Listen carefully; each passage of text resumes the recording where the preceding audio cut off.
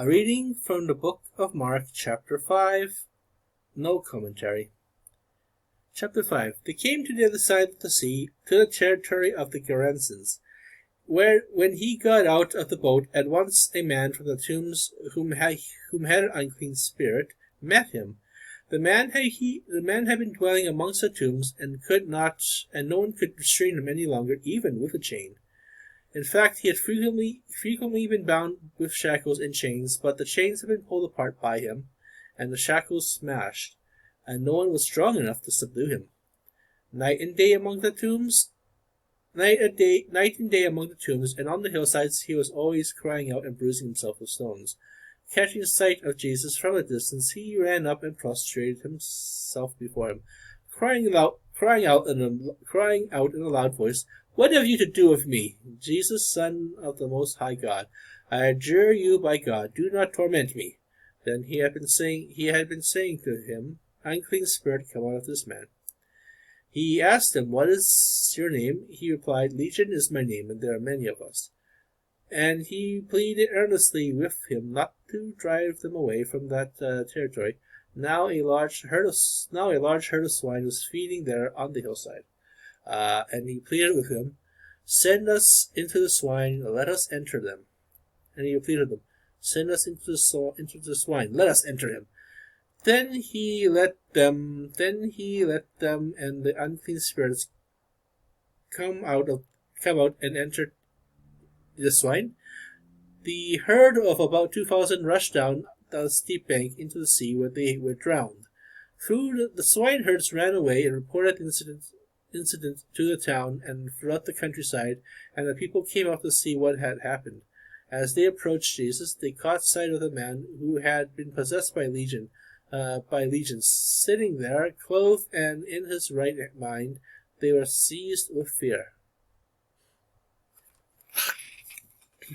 Sorry about that. They were clothed and seized with fear. Those who witnessed the incident explained to them what had happened to the possessed man and to the swine.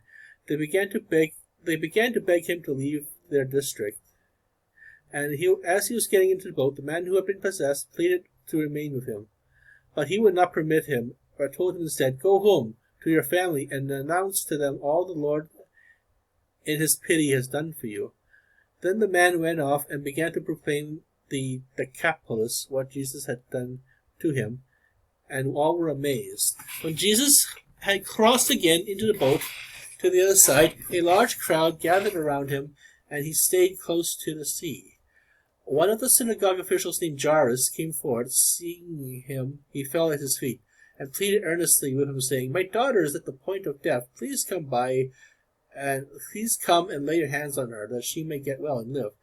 He went off with him, and a large crowd followed him and pressed upon him. There was a woman afflicted with hemorrhages for 12 years. She had suffered greatly at the hands of many doctors and had spent all that she had.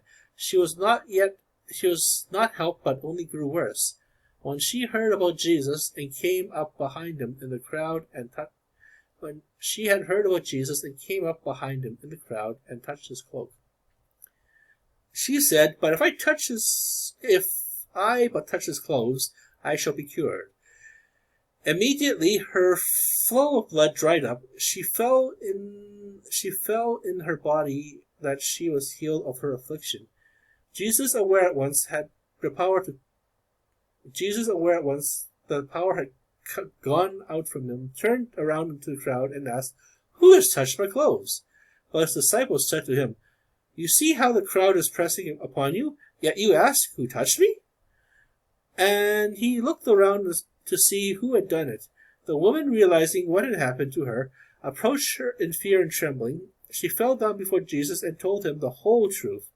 He said to her, "Daughter, your faith saved you. Go in peace and be cured of your affliction."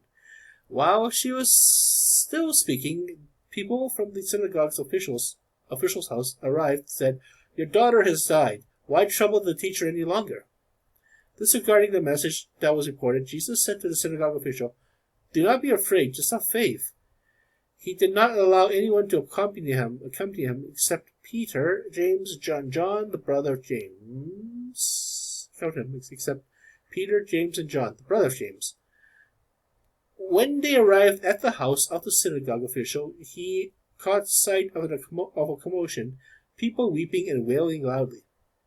So he went in and said to them, Why this commotion and weeping? The child is not dead, but asleep. And they ridiculed him.